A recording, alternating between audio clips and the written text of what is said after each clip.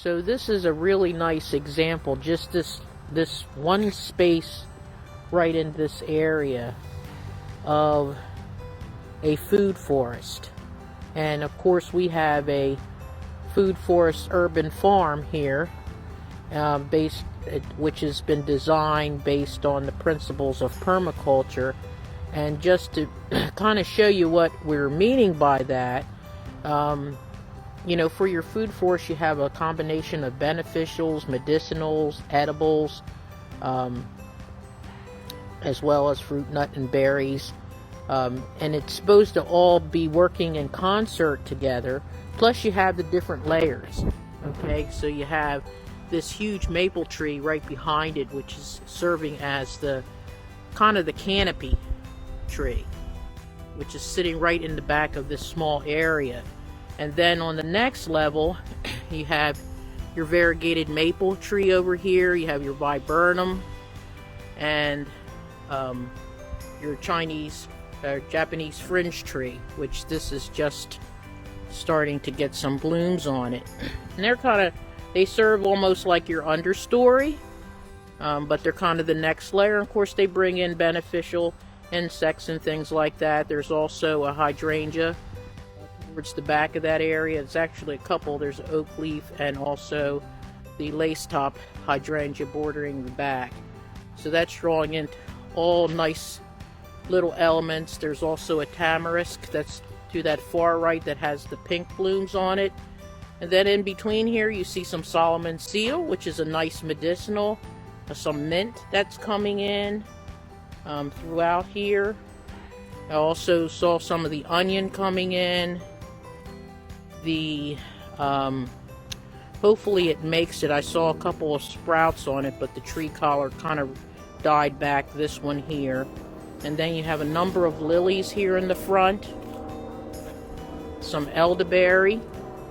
So we had cut that back, and it's, you know, to kind of get that healthy again. And then to the left of it, you have your Harry Lauder's walking stick. And right here, that has some beautiful little fruits on it already, is our transparent apple tree that's in here. Peonies, which they like to draw the ants, and the ants are beneficial to the soil.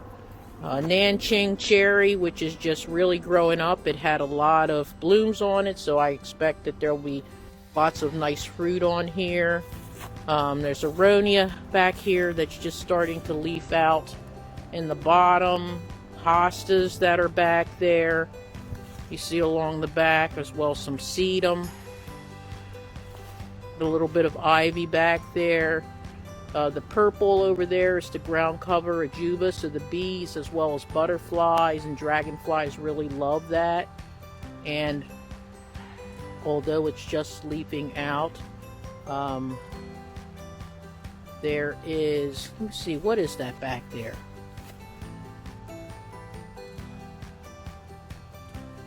I kind of see some other things. I'm drawing a little bit of a blank right now, so I'm trying to buy some time.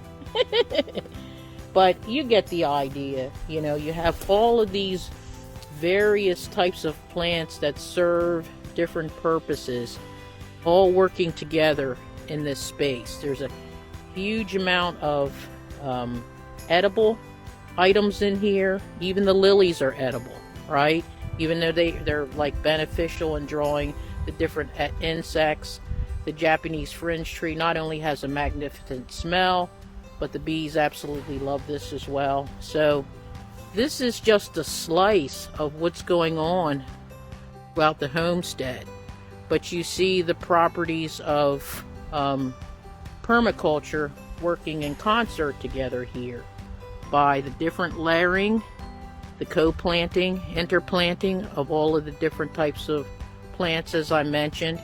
And I actually was pulling up some plants to pot to take over to my parents' house for my mother for Mother's Day, because she has requested certain plants, and she's kind of figured out over the years that she doesn't need to go to a nursery.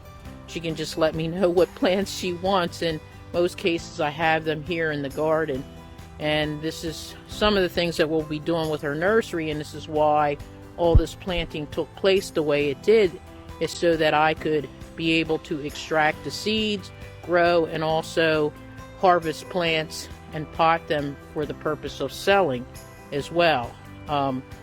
So I've gone through here and did some weeding, because typically around this time we get all that nice little sticky stuff, which is actually a wonderful medicinal plant as well, but it kind of likes to take over and wrap around things. And we kind of expose that nice little patch of Solomon seal back there, which I have some really nice patches of that throughout the homestead, and it took a while for it to take, but now we've got really these nice patches that we can harvest from. So I just wanted to share that with you, so that you all kind of get that visual, and to understand this method of being able to take a smaller space, and like if you had this space was part of your backyard even, this is all the biodiversity that you can create just in this space that I'm panning around. It's like U-shaped. It's right in the center of the water garden entrance. So the birds love this area. They're just out here. They're bringing their siblings, their aunts and uncles, and their and their extended family, and really nesting and living, because there's things for them to eat as well.